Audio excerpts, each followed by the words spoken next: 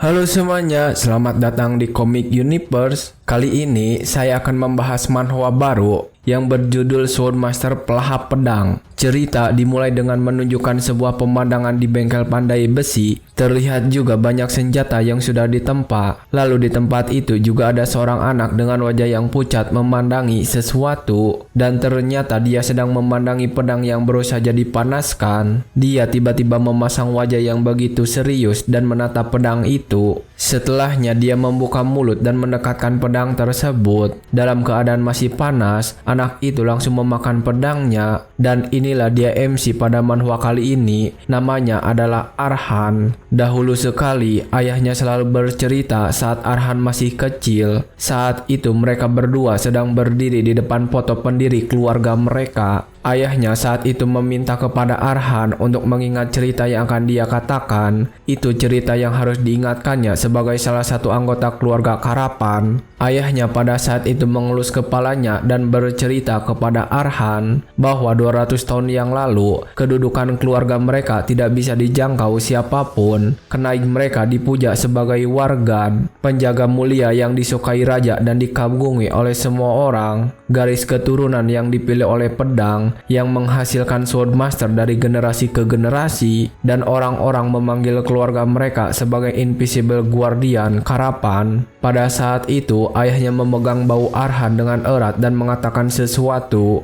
Dia berlutut saat mengatakan itu. Arhan, sebagai orang yang akan jadi penerus kepala keluarga Karapan, kau harus selalu hidup dengan bangga karena darah bajak yang mengalir di daerahmu itu. Lambungkan kembali nama besar kita untuk sekali lagi berdiri dengan bangga sebagai pelindung tanah ini. Ayahnya mengatakan jika itu adalah misi keluarga Karapan. Singkat cerita, pada suatu hari, Arhan sedang membantu para warga dengan panen gandum. Arhan sendiri pada saat itu berpikir jika semua cerita yang dikatakan ayahnya adalah kebohongan dan cerita itu terlalu dilebih-lebihkan. Dia saat ini berdiri meregangkan tubuhnya, berpikir jika cerita itu nyata, mereka tidak mungkin akan memerintah desa terpencil seperti ini. Arhan juga berpikir mereka tidak akan menghabiskan hari-hari mereka bertani bersama penduduk desa. Setelah menumpuk semua gandum, Arhan beristirahat dan mengelap keringatnya. Dia kemudian mengingat tentang pendiri keluarga, sosok dalam potret itu. Bagaimanapun kelihatannya, Arhan berpikir jika sosok itu tidak mirip sama sekali dengan dia dan ayahnya, dan pedang yang disimpan sebagai pusaka berharga untuk benda yang konon di tempat berabad-abad lalu, pedang itu masih tajam dan mulus. Tetapi yang paling penting, Arhan tidak menemukan satupun buku sejarah di kerajaan ini yang memuat nama leluhurnya, Liam Karapan. Arhan pada saat itu sudah membaca semua buku yang ada di kerajaan, dan saat ini ketika dia sedang beristirahat, dia menemukan satu kesimpulan. Jika semua yang diceritakan ayahnya adalah fiktif demi kebanggaan yang diwariskan kepada generasi selanjutnya. Saat dia sedang berdiri, orang-orang memanggilnya untuk segera beristirahat dan makan bersama. Mereka berkata, jika Arhan tidak datang ke sana, maka rotinya akan segera habis. Arhan yang mendengar itu terlihat kaget dan mulai memperhatikan mereka. Tetapi dia masih tersenyum, meskipun keluarganya bukanlah keluarga yang hebat. Dia juga mencintai tempat ini karena dia bisa tinggal bersama orang-orang itu, dan itulah Karapan yang dia inginkan. Arhan saat itu segera berlari dan berkumpul dengan mereka, tetapi keinginannya itu tidak terpenuhi karena orang-orang itu akan mati. Sore itu, setelah menyelesaikan panen, Arhan pamitan kepada warga desa karena ingin pergi ke pasar tetangga untuk menjual hasil panen. Dia lalu berkata kepada orang-orang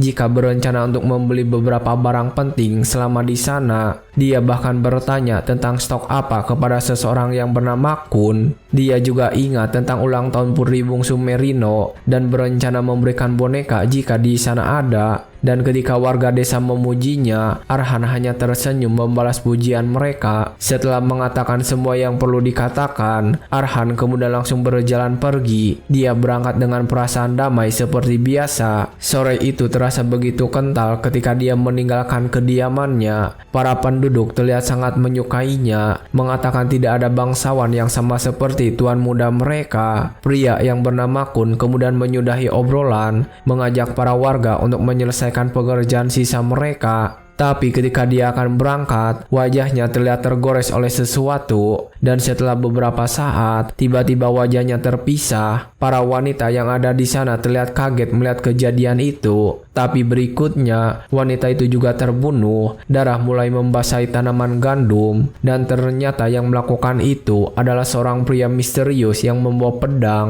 Dia mengatakan jika wilayah ini harus dihapuskan. Dan ketika dia datang, beberapa orang di sana gemetar ketakutan. Tapi pria misterius itu berjalan melewati mereka seolah tidak menganggapnya. Masih di mana ucapan yang sama, pria misterius itu mengatakan untuk menghapus wilayah ini. Dan setelah mengatakan itu, terlihat ada beberapa pola serangan pada warga di sana. Dan setelahnya mereka terbunuh begitu saja, ditandai dengan darah yang muncrat di belakang pria misterius. Dia kemudian berjalan menuju desa yang ada di depannya. Singkat cerita, malam itu Arhan akhirnya kembali pulang, tapi ketika sampai di sana, dia menjatuhkan semua barang bawaannya. Apel dan boneka untuk anak yang berulang tahun hari itu tergeletak di tanah. Arhan saat itu tidak bisa mengatakan apapun dan hanya berdiri memandangi mayat warga desa. Ketika itu, seseorang muncul di belakang Arhan yang sedang melamun. Orang itu kemudian langsung menutup mata Arhan sambil menangis. Dia meminta Arhan agar tidak melihat pemandangan di depannya, dan orang yang memeluknya dari belakang ini adalah butler pribadinya. Arhan saat itu bertanya kepada butler jika ada sesuatu yang aneh dan bertanya apakah dia salah lihat. Butler itu tidak bisa mengatakan apapun dan hanya bisa menangis. Begitu juga dengan Arhan, dia tidak bisa menahan air matanya. Pada saat itu, butler mengatakan sesuatu dan menceritakannya pada Arhan.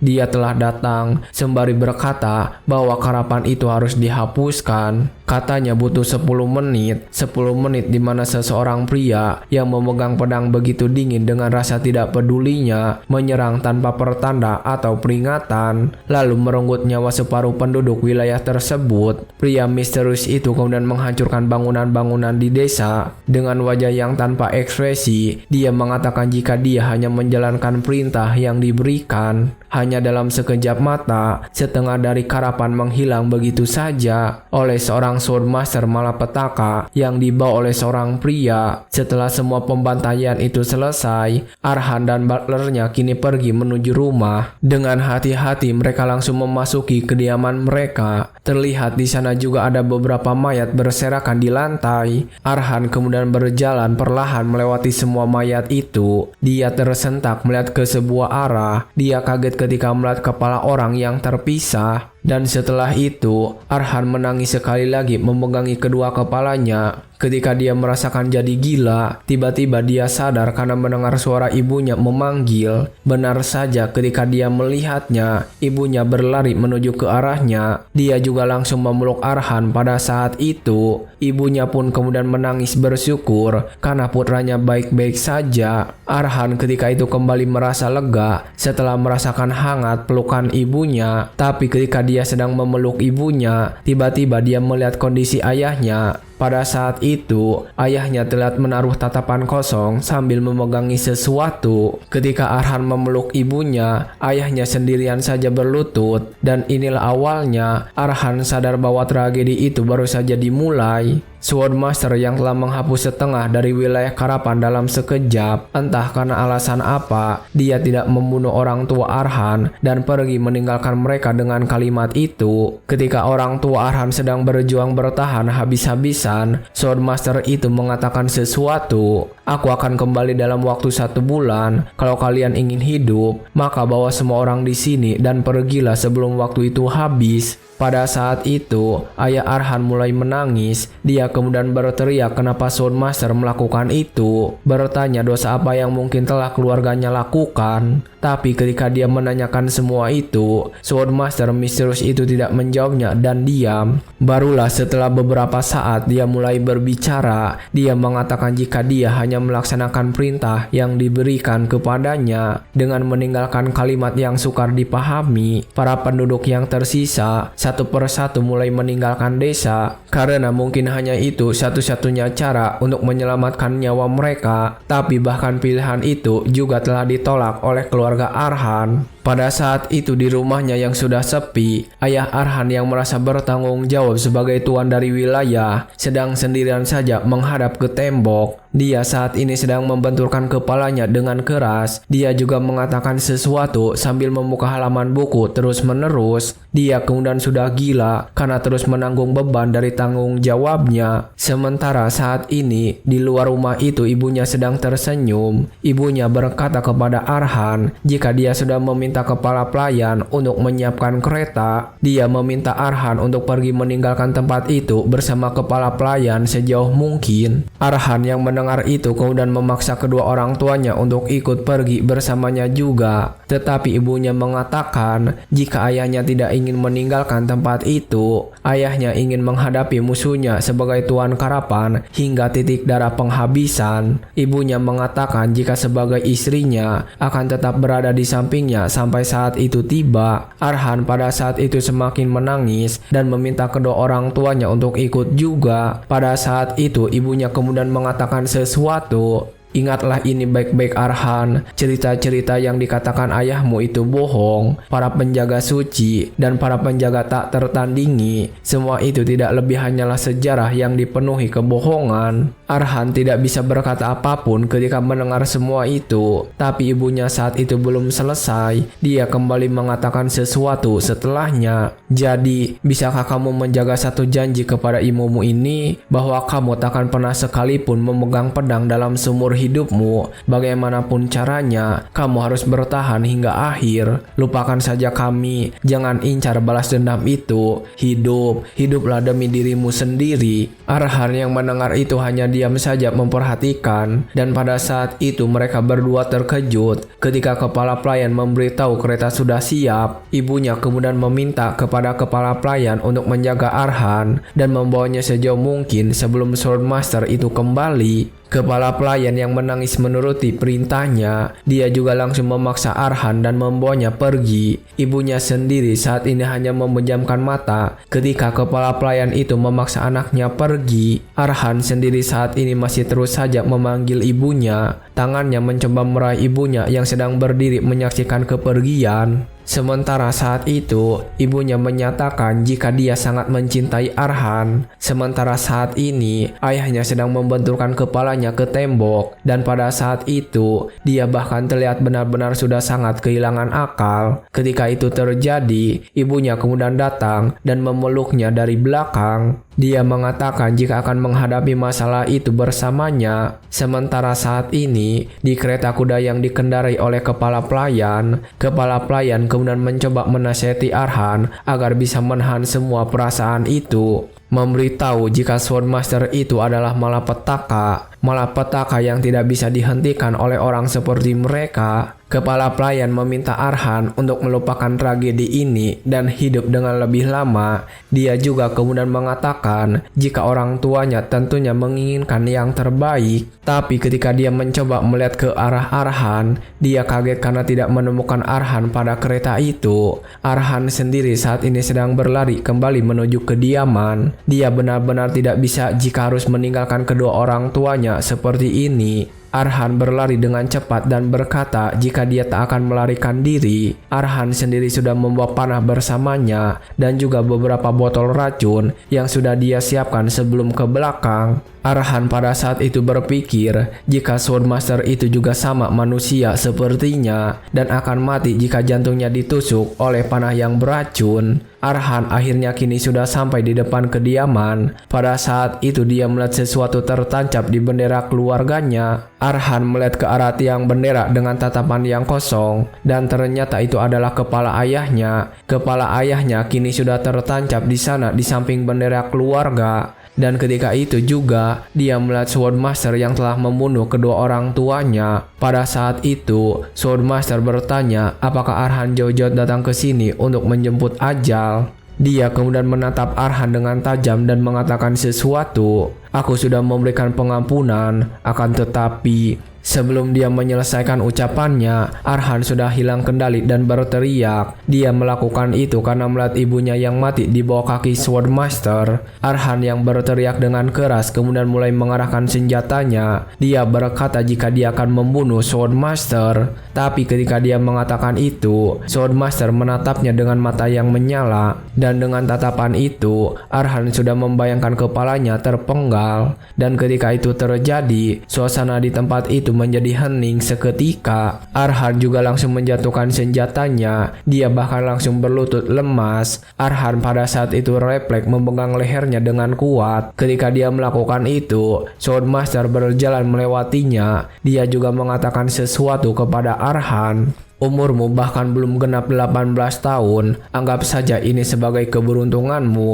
Aku takkan mengambil nyawamu hari ini. Karena itu, biarkanlah dirimu ditelan oleh kesedihan, lalu membusuklah. Dia kemudian pergi meninggalkan Arhan. Dia mengingatkan Arhan jika tidak boleh ada sedikit jejak dari keluarga Karapan mereka di benua ini. Dia juga mengingatkan Arhan dengan serius sebelum benar-benar pergi. Dan kalau kau berani memperpanjang keturunan, aku akan mendatangimu lagi. Karapan hanya perlu menghilang seperti ini. Setelah Swordmaster pergi, Arhan merangkak menuju mayat ibunya. Dan ketika sampai di sana, Arhan kembali menangis si ibunya. Dia kemudian menggendong ibunya di pangkuannya sambil terus menangis. Dia memeluknya untuk terakhir kali. Dia saat itu berteriak dengan keras melihat wajah ayahnya di atas sana. Dia sangat kecewa karena tidak bisa melakukan apa-apa. Arhan Karapan telah kehilangan segalanya. Tapi setelah semua kejadian itu dan keluarganya dibantai habis, sesuatu memanggilnya. Dan ternyata itu adalah panggilan dari pedang legenda keluarganya. Saat itu pedangnya bersinar kebiruan dan mengeluarkan aura. Arhan sendiri saat itu sedang berdiri. Matanya terbuka lebar seperti melihat hantu. Dan di depannya terlihat cahaya yang membentuk manusia. Dan itu adalah pendiri keluarga mereka, Liam Karapan. Pada saat itu dia mengatakan sesuatu pada Arhan. Tunjukkan rasa hormat yang benar, Arhan Karapan, keturunanku. Singkat cerita, 12 bulan berlalu sejak Arhan menggali kuburan untuk semua orang yang ada di tanah itu. Setiap hari di tahun itu, dia habiskan untuk mengasah amarahnya. Dialah puncaknya, pria yang diakui sebagai pedang tak tertandingi di zaman itu. Perisai suci yang menjaga kestabilan kerajaan, dan hakim suci yang membersihkan para penjahat. Makhluk transenden yang diberkahi dengan kejeniusan dan melampaui semua Swordmaster. Carlos, Master of the Ten Sword, itu adalah gelar dari monster yang merampas jiwa dan rumah Arhan. Tapi kebenaran tetap tersembunyi dalam kegelapan. Arhan bertanya-tanya, apa yang mendorong Carlos untuk membantai keluarganya? Siapa yang mengendalikan itu dari balik kegelapan? Dan apa warisan tersembunyi yang terkubur di balik nama Karapan? Arhan kemudian menguburkan semua warga desa di tempat itu. Dan setelah menguburkan mereka semua, pada saat itulah ketika dia memasuki rumah, lukisan pendiri keluarganya mengeluarkan cahaya. Arhan berdiri di sana terus memandangi lukisan itu. Dan tepat pada waktu itulah dia bertemu dengan pendiri keluarganya, Liam Karapan. Mereka berdua saling berhadapan di tempat itu. Sosok yang dulunya pernah dianggap sebagai dongeng belaka, legenda dari kisah-kisah leluhur telah menjelma menjadi manusia. Saat mereka bertemu, Liam Karapan kemudian mengatakan sesuatu pada Arhan. Aku bisa merasakan badai bertemu di dadamu. Apa rasa takut atas kegigihan menguasaimu? Atau kamu terkejut melihat leluhurmu yang hanya kau kira ada yang belaka? Arhan tersentak ketika mendengar pertanyaan itu. Dia kemudian menjawab dan menanyakan sesuatu. Jika ini bukan mimpi, jika Anda bukan hantu, apa Anda sungguh patriark yang membangun nama keluarga kita, penakluk legenda Liam Karapan? Liam Karapan pada saat itu hanya diam, belum menjawab. Dan ketika itu juga, Liam bertanya kenapa dia baru muncul saat dunia sudah menjadi abu. Arhan kemudian meneriakinya, bertanya kenapa Liam baru muncul sekarang. Dia sangat marah, penasaran kenapa Liam membiarkan mereka semua sampai mati. Liam pada saat itu tetap terlihat tegas, mengatakan jika dia butuh bukti tekad Arhan. Dia menjelaskan jika balas dendam adalah racun yang mengikis jiwa seseorang, tidak boleh menyentuh itu tanpa niat untuk membakar segalanya. Dia mengaku jika selama setahun mengawasi Arhan dalam diam. Liam mengaku melihat Arhan menolak untuk membuang pedangnya meskipun tangannya berdarah setiap hari. Liam berkata telah menyaksikan tekad yang menolak untuk padam oleh angin keputusasaan. Pada saat itu mereka sedang berdua saja di ruangan. Liam juga pada saat itu mengatakan alasannya baru datang. Alasanku datang sekarang sederhana. Kebencian dalam tatapanmu akhirnya telah mencapai kedalaman yang kubutuhkan. Karena kesabaranku telah mencapai batasnya, mereka yang berani menghabisi garis keturunan dan membantai rakyatku, keinginanku sendiri untuk mencabik-cabik mereka telah meluap. Saat mengatakan itu, Liam benar-benar terlihat menakutkan yang dipenuhi nafsu membunuh. Liam kemudian mengatakan jika dalam sejarah dunia ini ada satu hukum tunggal dan mutlak, hanya seorang Swordmaster yang memiliki kekuatan untuk membunuh seorang Swordmaster. Pada saat itu Liam mengatakan jika dia tahu bahwa Arhan ingin balas dendam atas kematian orang tuanya.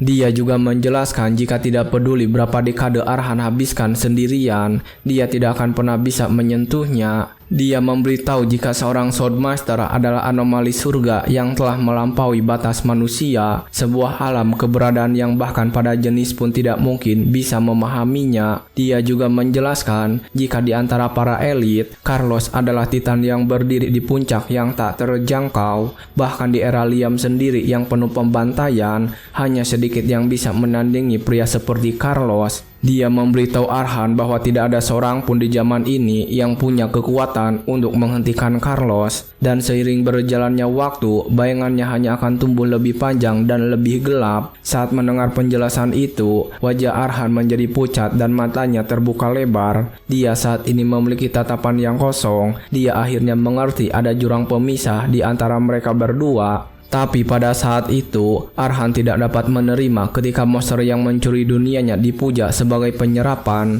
sementara dia hanya bisa diam dan melihatnya saja. Arhan kembali teringat ketika dia tidak bisa melakukan apa-apa saat berhadapan dengan Carlos. Dia tidak mau jika harus menjadi penonton tidak berdaya lagi. Tapi pada saat dia memikirkan itu, Liam tiba-tiba mengatakan sesuatu dengan serius. Mulai saat ini, takdirmu berubah arah. Aku akan menjadi pondasimu. Aku akan menempamu menjadi pedang yang lebih mengerikan darinya, agar kau, karapan terakhir, bisa mengeksekusi pembunuh itu.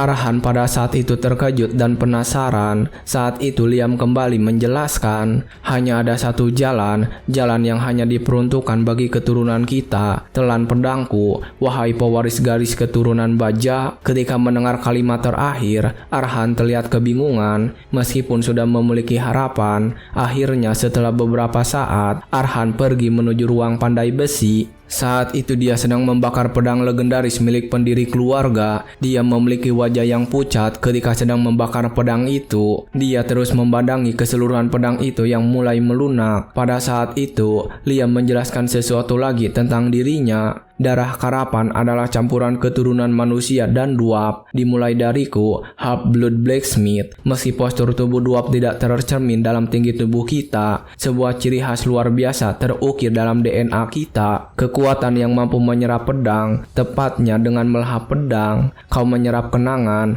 esensi, dan seni rahasia dari master sebelumnya. Itulah mesin rahasia yang mendorong karapan ke puncak kejayaan militer dan melahirkan sebuah dinasti Swordmaster. Setelah mendengar semua cerita itu, Arhan memejamkan mata. Dia menganggap jika menyerap kekuatan melalui mengkonsumsi logam adalah kekuatan aneh dan tidak wajar yang tidak pernah ada dalam catatan. Arhan yang sedang membakar pedang itu merasa jika itu hanya seperti omong kosong orang gila. Pada saat itu dia berpikir dengan serius. Dia kemudian langsung menatap Liam dengan serius dan meminta Liam memberitahu bagaimana caranya dia melahap logam. Liam tersenyum ketika mendengar itu. Dia lalu memberitahu jika prosesnya sangat mendasar. Pertama, panaskan logam hingga tepi logam melunak dan meleleh, lalu gigit logam itu dengan gigi dan menelannya. Mengikuti arahan itu, Arhan saat ini sudah mendekatkan pedang panas mendekati bibirnya. Saat ini matanya menatap pedang emas itu dan serius. Dia melihat pedang yang sangat panas. Dia berpikir pada saat ini mungkin hanyalah mimpi buruk terakhir dari pikirannya yang kacau. Tetapi Arhan tidak peduli dengan itu. Dia mengambil kesempatan itu. Arhan kemudian perlahan membuka mulutnya dan akhirnya menggigit pedang itu dengan kuat. Setelah menggigit pedang itu, Arhan berteriak hebat karena kesakitan. Kini tubuhnya seperti terbakar oleh api yang sangat panas. Arhan membuka mulutnya lebar meneriakkan rasa sakit yang dia derita. Dia benar-benar telah terbakar oleh panasnya api. Setelah beberapa saat, Arhan menjatuhkan pedang tersebut. Dia saat ini juga sedang memegangi lehernya yang terlihat berasap. Karena tidak sanggup menahan rasa sakit, Arhan roboh dan berguling-guling di lantai. Dia memegang lehernya dengan sangat erat ketika mencoba menelan serpihan pedang panas. Bahkan matanya mulai memerah dan dia juga menangis. Pada saat itu terjadi, dia kembali teringat ketika dia datang ke desa dan melihat penduduk mati. Ayahnya yang digantung di atas tiang bendera, ibunya yang mati ketika dia sampai di rumah. Arhan tidak ingin melupakan Carlos, si pembunuh yang sudah membantai seluruh keluarganya. Sesudah mengingat kembali tentang orang yang harus dia bunuh, Arhan kembali mendapatkan kesadaran. Dia mulai mengambil pedang itu lagi dan kembali menggigit pedang itu secara perlahan, hingga akhirnya pada saat ini berhasil melap semua bagian pedang yang tajam. Pada saat itu dia berkata kepada dirinya sendiri untuk mengatasi situasi saat ini meski harus mengorbankan kemanusiaannya. Setelah memakan pedang itu, Arhan benar-benar terlihat memaksakan dirinya. Dia mengatakan pada dirinya untuk menjadi seorang Swordmaster yang akan merobek jantung Carlos. Keesokan harinya di saat matahari sudah tinggi, Arhan berteriak karena baru bangun. Dia pada saat itu bersyukur karena masih hidup setelah memakan pedang panas semalam. Pada saat itu dia duduk sendirian, kebingungan karena tidak ada satupun luka di tubuhnya. Padahal rasa sakit saat menelan baja panas itu terasa begitu jelas. Matanya pada saat itu melihat ke arah lantai. Dia menemukan gagang pedang yang semalam dia konsumsi, dan karena melihat itu, dia sadar jika semua ini bukanlah mimpi. Pada saat dia sedang memikirkan itu, Arhan kaget ketika mendengar Liam berbicara padanya. Saat itu Liam kembali muncul dan mengatakan sesuatu. Kekuatan mentalmu boleh juga, bahkan di antara para leluhurmu, banyak yang menyerah karena mereka tidak dapat menahan rasa sakit yang membara. Dengan begini sekarang kau pasti mempercayaiku, bukan? Bahwa setiap legenda yang diceritakan ayahmu mengenai harapan adalah benar, dan bahwa aku bukan hanya halusinasi akal sehatmu. Arhan pada saat itu terlihat begitu kaget. Setelahnya dia kemudian berlutut dan memberi hormat. Arhan Karapan menyapa leluhur Karapan. Liam pada saat itu tersenyum dan meminta Arhan untuk memanggilnya Master. Seperti semua orang yang telah menerima ajaran darinya sebelumnya, Arhan sendiri menerima perintah itu dan langsung memanggilnya Master. Dan setelah obrolan singkat, Arhan menanyakan sesuatu. Kalau begitu, apa artinya aku sekarang telah mewarisi kekuatan besar Anda? Seperti apa yang telah diceritakan ayah sebelumnya? Semalam Anda bilang bahwa aku bisa mendapatkan kekuatan hanya dengan mengkonsumsi pedang. Dan pada saat itu, Arhan mengatakan jika rasanya seperti tidak ada yang berubah pada tubuhnya. Liam terlihat cemas ketika mendengar itu, mengatakan jika ada sedikit masalah yang terjadi. Dan masalah itu terjadi pada Arhan. Arhan bertanya apa maksud dari kalimat itu. Liam kemudian menjelaskan jika rencana awalnya adalah membuat Arhan untuk memakan pedang kesayangannya itu agar kekuatan Arhan bisa langsung naik menjadi Swordmaster. Tapi mungkin karena darah keturunannya yang kian menipis seiring dengan bertambahnya keturunan, meskipun kemampuan Arhan untuk memakan pedang masih ada, tapi kemampuannya untuk mencerna kekuatan dari dalam pedang itu telah jauh melemah. Liam menjelaskan jika dengan kondisi Arhan saat ini, mustahil baginya untuk bisa sepenuhnya mencerna inti dari pedang milik Liam. Arhan yang mendengar itu benar-benar merasa sangat kaget. Dia pada saat itu berlutut dengan diam setelah mendengar semuanya. Setelah beberapa saat dia lalu berkata, dia menerima semua masternya itu sebagai kebenaran. Liam jadi kemudian bertanya apa hanya itu yang ingin Arhan katakan. Arhan kemudian membuka mulutnya, mengatakan jika dia sudah tahu bahwa tubuhnya memiliki batasan. Meski hasilnya mengecewakan, Arhan merasa lega bahwa masih ada cara lain yang tersedia. Liam kemudian bertanya tentang cara lain yang dimaksud.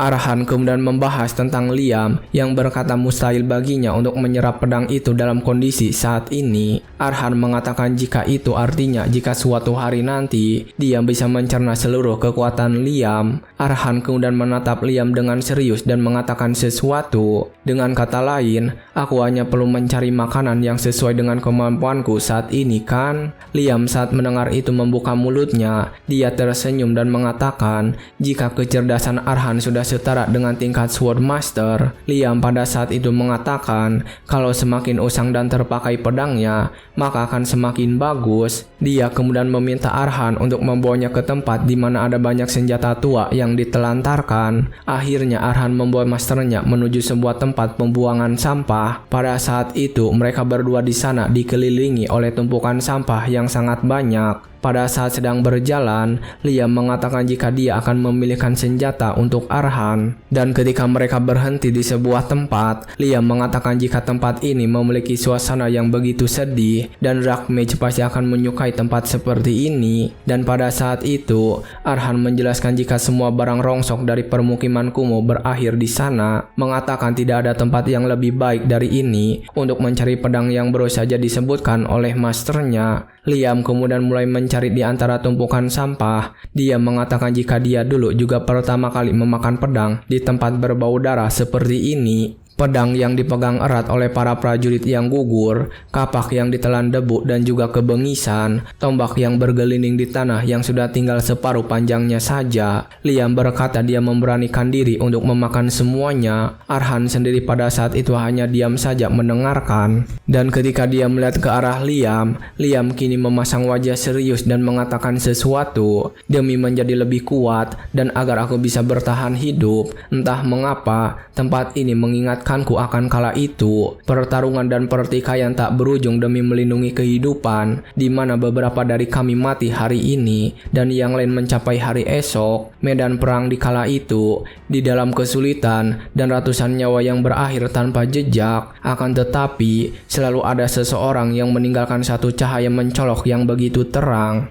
Ketika melihat benda yang bersinar, Liam tersenyum serius mengatakan dia sudah menemukannya. Dia kemudian menuju ke arah benda yang bercahaya itu, mengatakan jika Arhan harus memakan pedang itu, dan itu adalah pedang kedua Arhan. 1 bulan kemudian, pada malam hari di kediaman Arhan, pada saat itu ada beberapa orang yang memasuki kediamannya. Mereka adalah keempat preman yang ingin mencuri sesuatu. Mereka tanpa ragu memasuki kediaman utama pada malam itu. Salah satu dari mereka kemudian duduk di sebuah kursi dengan sombong. Mereka pada saat itu menganggap bahwa rumah ini sudah kosong dan ditinggalkan. Salah satu dari mereka kemudian menemukan sesuatu dan tertarik. Dia memberitahu teman-temannya jika ini adalah rumah bekas nyonya bangsawan. Dia berkata jika dia menemukan sekumpulan pakaian wanita yang terlihat seperti baru dicuci. Pria itu kemudian mencium kain itu dan mengatakan jika aromanya juga berbeda. Ketika mendengar itu, pria botak memasukkan tangannya ke dalam celana. Dia kemudian menjilat senjatanya dengan wajah yang aneh saat melakukan itu, mengatakan mereka mungkin bisa menikmati kesenangan yang lain.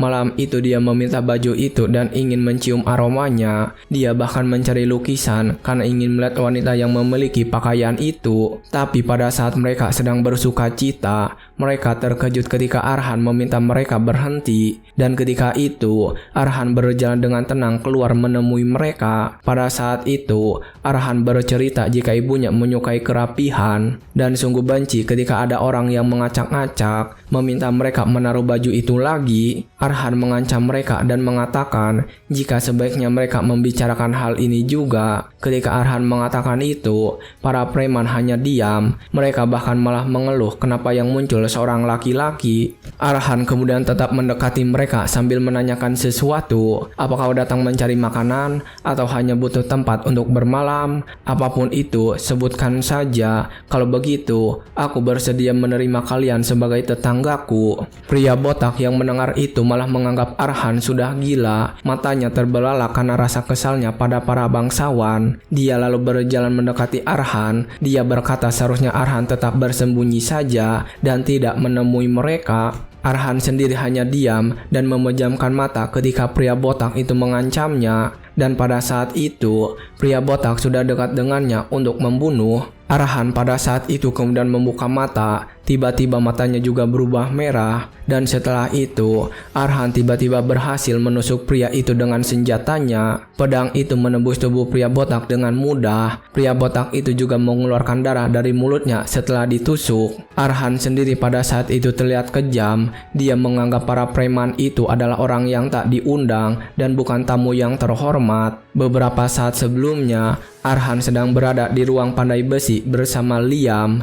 Dia lalu bertanya apakah pedang itu yang harus dia makan. Arhan berkata jika bila itu tidak terlihat seperti pedang, tapi lebih seperti jarum. Arhan juga berkata jika dipakai untuk menebas, pasti hanya akan meleset. Liam membenarkan hal itu karena memang pedang itu dari awal tidak dibuat untuk menebas atau menghancurkan sesuatu. Liam mengatakan itu adalah senjata yang dibuat dengan satu tujuan, yaitu untuk menusuk titik vital dan mengakhiri hidup musuh dalam sekejap. Pedang yang dibuat untuk menusuk, needle.